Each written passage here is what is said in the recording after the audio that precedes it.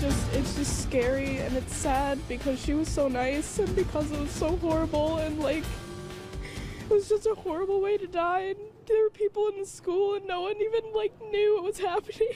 I saw Miss Ritzer in the hallway like all the time and she was just so friendly. It's just such a shame to know that you're not going to go back to school and like see her be so friendly in the hallway anymore.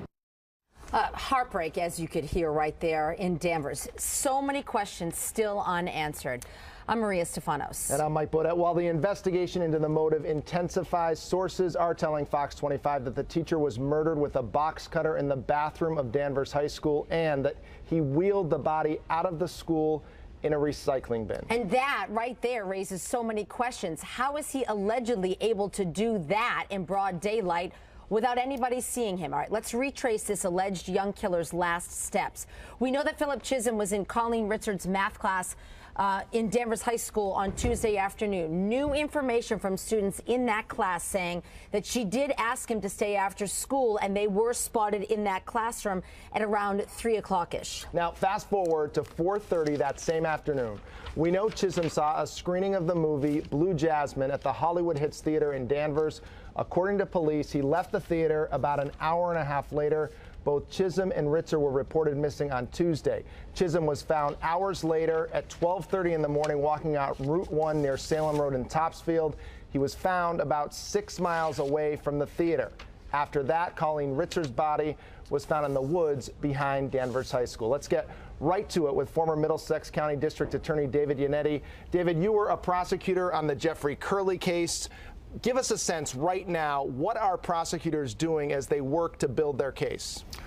Well, I think the district attorney's office, the state police, the local police that are working with them are going to spend every minute learning as much as they can about this 14-year-old boy, his history, talk to everybody that knew him, to find out whether or not there is a motive and to anticipate a possible quote-unquote an insanity defense. Well, this is exactly what we know right now, and we've been able to get a lot of interesting information that helps piece together who this kid is. But in terms of motive, I mean, that's still the big question mark here. We know that he was a star soccer player. We know that his parents were divorced and that they had just moved here from Tennessee in the summertime. And really, all of his fellow students are saying this was a nice, quiet kid. I just want us to all listen to what one of his students said about him who knew him. No, he was, in general, like a really nice kid. He was always quiet, but he was really nice and friendly, and his soccer team seemed to love him, and he was just always really nice. That his background will absolutely play a role in how prosecutors are going to go forward with this case. Oh, there's absolutely no doubt.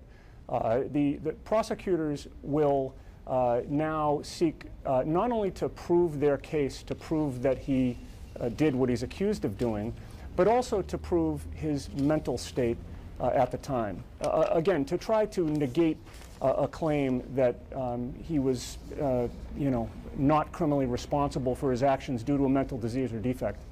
David, we know that Chisholm talked to investigators. He allegedly confessed to this crime. How will that play out in court? Well, I think if the confession ultimately comes into evidence, and that's something that his attorney will probably attack, but assuming that that confession comes into evidence, if it does exist, then again, I think the focus will shift from perhaps this may not be a whodunit, but more to why it happened, and again, what his mental state was at the time. I'm not even sure you can answer this, but we just raised this question, and I'd like to go through it with you if possible. Sure.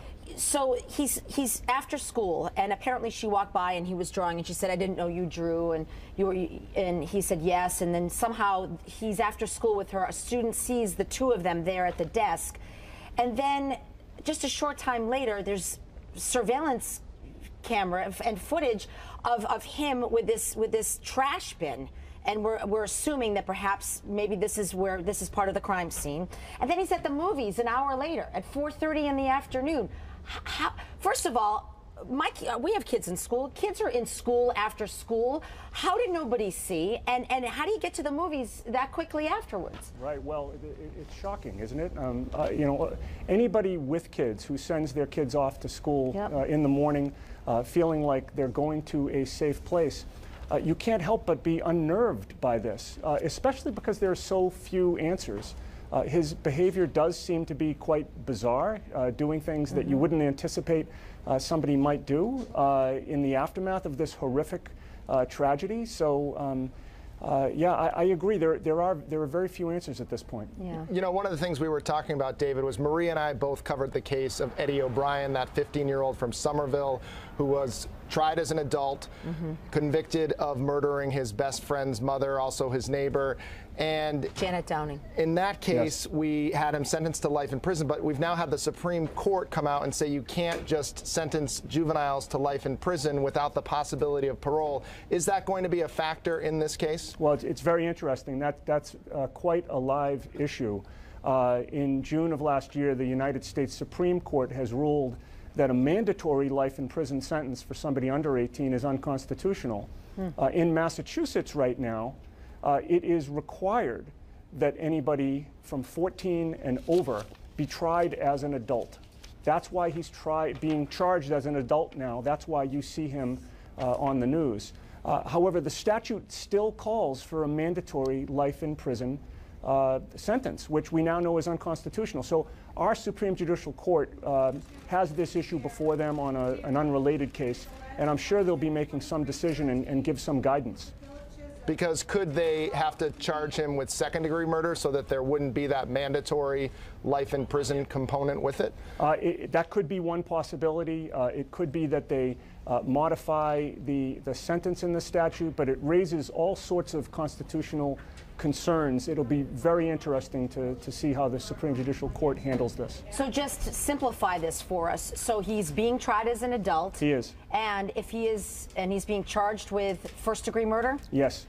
If he's convicted as a 14-year-old under all of these sentencing guidelines, what does that mean for him? Well, again, right now the sentencing guidelines don't come into play yet because it's a mandatory life in prison if he's convicted of first-degree murder.